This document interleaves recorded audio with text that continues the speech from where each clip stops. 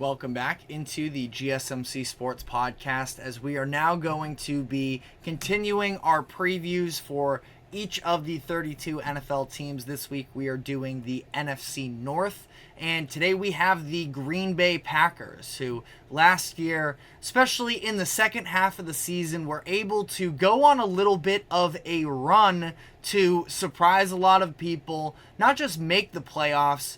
That alone would have been a win, the youngest playoff team in the league at the time, but not just that, they were also able to ultimately pull off the first ever playoff upset as a 7 seed since the NFL expanded the playoff pool. So made a little bit of history along the way there, and were in large part able to do so because of the play of quarterback Jordan Love, who Love obviously was drafted to back up to overtake Rodgers someday. He didn't take that kindly, rattled off a couple MVPs almost out of spite for the Packers front office group, but ultimately kind of seems to, at least at this point, have worked out very well for Green Bay, where Rodgers, they end up parting ways with him as he heads into his age 40 season, and Jordan Love, with a few years on the bench,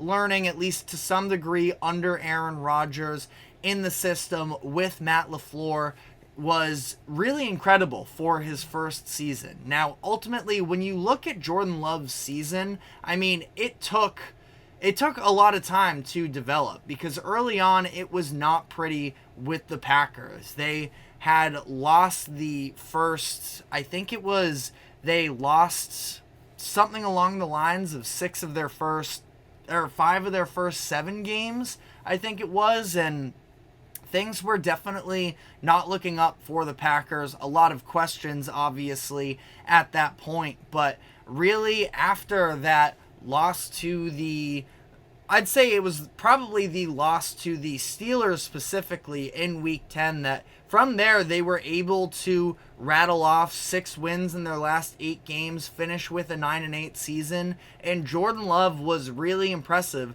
down the stretch. His first moment was really in Week 3 against the Saints, where he was able to put together the two possession comeback at the end of the game there, but ultimately, again, think that the overall production from Jordan Love in year 1 was very encouraging. 4,100 yards, 32 touchdowns, 11 interceptions. You'd probably like to see decrease a little bit, but again, this was his first full season, and that is kind of, just about as good as you can possibly ask for Jordan Love. So they get him on a brand new deal, again, 4 years, $220 million.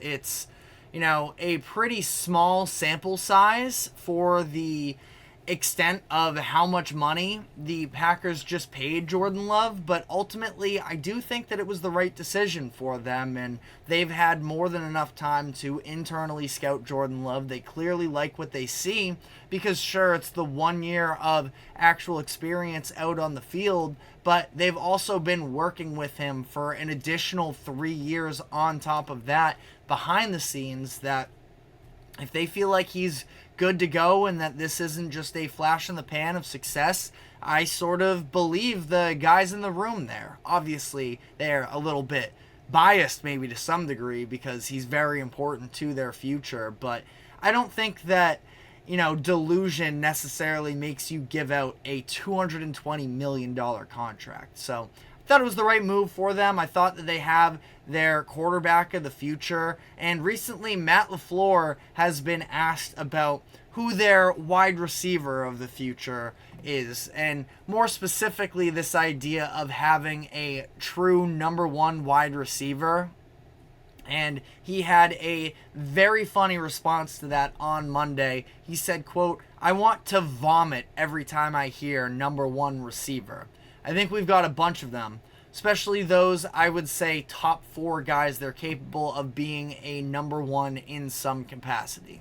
The 4 specifically that he is referencing are Christian Watson, Romeo Doubs, Jaden Reed, and Dontavian Wicks. all of them had their moments of flash throughout the course of last season. And I'd even show some love to their tight end group as well with Luke Musgrave and Tucker Kraft, that they were also able to, actually produce for them. And this is a very young core. 6 out of their top 7 pass catchers last season have been drafted since 2022. The only one not in that core is Aaron Jones, who they obviously just let go this offseason, and they upgraded him with Josh Jacobs as well. I do think that that's an upgrade. It's maybe marginal, but I think that Josh Jacobs is a slightly better player than Aaron Jones is, and I think that ultimately, even if coming off of a down year Jacobs had statistically, I think that he's still got a lot to give for the Packers. He can be a little bit more of a threat than Aaron Jones in the pass game, and I really like that pickup for them. So I think that, they're going to have a solid run game. Their pass game, again, no, maybe not a traditional number 1 wide receiver, but a lot of guys that can produce. And Jordan Love, his ability to spread the ball around the field was really incredible to me in the 2023 season. So I don't think it's something that they're necessarily going to let themselves get hung up on, and they have a lot of potential talent on that roster. Maybe it'll be an issue a couple years from now when they decide which ones they want to hold on to, which ones they're going to be comfortable with leaving. But again, it's a very talented core overall. Quickly here on their offensive line as well, they do lose John Runyon Jr. in free agency, which is a loss for them. He ended up signing with the Giants, but they used their first-round pick on an offensive lineman in Jordan Morgan, who was more of a tackle at Arizona, converted to guard. He's projected to be their starter at right guard in his position, so ultimately, able to at least replenish the group with maybe a little bit more youth and figure out how things work from there. Maybe he does end up bumping over to the tackle position at some point during his tenure with the Packers. Defensively, I think that overall this is a pretty good group. Now, they have had some losses over the course of the past couple of years, definitely a lot of changing pieces, but overall still, they have had a pretty good success of being able to find players that can produce for them. And this year they made the splash move to try and they signed Xavier McKinney in free agency in what should be an upgrade for that defense off of what they had before, where it was Darnell Savage. They ended up losing him in free agency, but McKinney's definitely a better player. And overall, looking at this Packers defense, I'm definitely a fan of Jair Alexander. I don't know if he, especially with the injuries, has been part of the big thing, but I don't know if he's fully gotten the recognition he deserves. It's one of those things where it almost sounds like Alexander is sort of thrown into, he doesn't get enough respect, and that's a little bit overplayed at times. But Jair Alexander, when fully healthy, definitely has a case for a top 3 cornerback in the NFL. You add McKinney into the mix as well. I think that their front 7 is pretty talented. Kenny Clark, Preston Smith, Rashawn Gary, the way that they've been able to develop over the course of these past few years. Devontae Wyatt as well, former first-round pick in 2028. He's been able to show a little bit of production off of, maybe more limited reps. But this is, another pretty young defense, but a lot of good players. And I think that, the identity of this Packers team is going to be wrapped up in their offense inherently because of Matt LaFleur, but their defense can definitely get the job done. Looking at their schedule, there are a couple games that really intrigue me. Week 7 against the Houston Texans and Week 11 at Chicago against the Bears. So Week 7 specifically, I'm looking at this matchup between CJ Stroud and Jordan Love. Feels like they're getting compared to one another a lot. Obviously, Stroud, just his rookie season last year. Love, been in the NFL for another 3 years prior to that. But it was also his first full year starting, and production-wise, they were very similar in terms of that, especially when you look at the playoff stats for the two of them.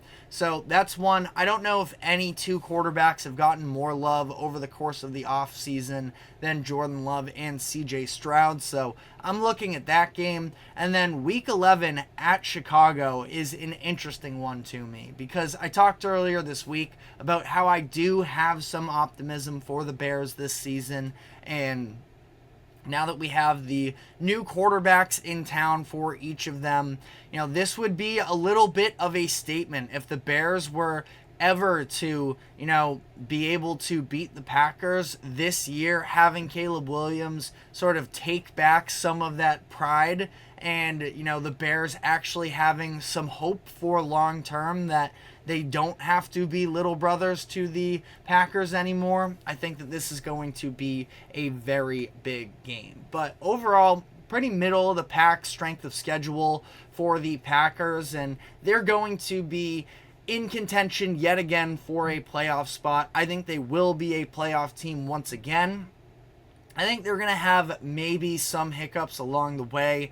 Again, you're talking about Jordan Love, who is experienced and inexperienced at the same time. So I actually feel better about their playoff prospects more than their, regular season prospects to some degree. I think that they could have some slippages in the regular season that are part of the growing pains, but I definitely trust them in the playoffs. So with that being said, I have them with 10 wins this season. Their over-under line is 10.5 according to Sharp Football Analysis. I'm going slightly under that. Again, I believe in the team. I think that they're going to be in the playoffs and that they are going to be a wild card team that nobody wants to play. But I do have the Lions winning this division, and the Packers I would love to see a Lions-Packers playoff matchup. That would be so much fun. But let me know what your expectations are for the Packers this season.